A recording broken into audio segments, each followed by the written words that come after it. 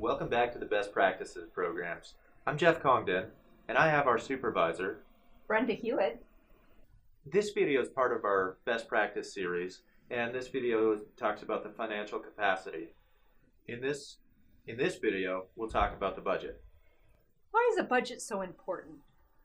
Well, a budget's planning for how you receive your incomes and how you spend that money. As far as best practice scores, the budget can earn you up to 15 points on the best practice points out of the 100. So how do you get 15 points? What do I have to do?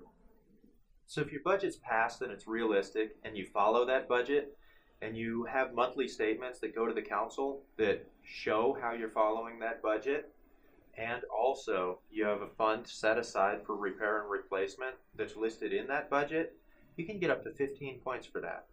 Well, what if I don't give a written statement each time? You can still, if you don't get a written statement each time, you can still get up to 10 points. Okay, well that's, because I have a hard time getting my computer to print like every month. Sure. Can I give an oral report? You can, but it's still only 10 points if it's not a written report. Utilities can earn 13 points if they have an entity that's not the utility owner operating the utility on their behalf. What would be an example of that?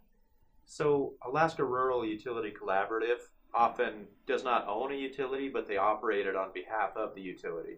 Or there are sometimes like Allakaket where the city owns the utility, but the tribe operates it. You know, you mentioned a repair and replacement fund. What does that mean? What is it? So a repair and replacement fund, it's money that's set aside to purchase larger items like a pump or something like that might fail in your water plant. What percentage of my budget should go towards that? Do we have a set amount, or can I just put a little bit based on what? There's not necessarily a set amount, but it has to be a tangible amount, and it has to be tracked and actually held separate from your utilities general fund or your organization's general fund.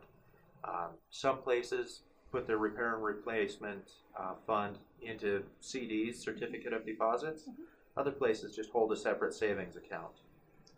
It should be based on a percentage of your collections. And also on your customer's bill, it should show a line item, a percentage that goes into the repair and replacement account. And if they have a budget, but they're not necessarily following it, how many points do they get? They can have 10 points for having passed a budget, but not necessarily follow that budget.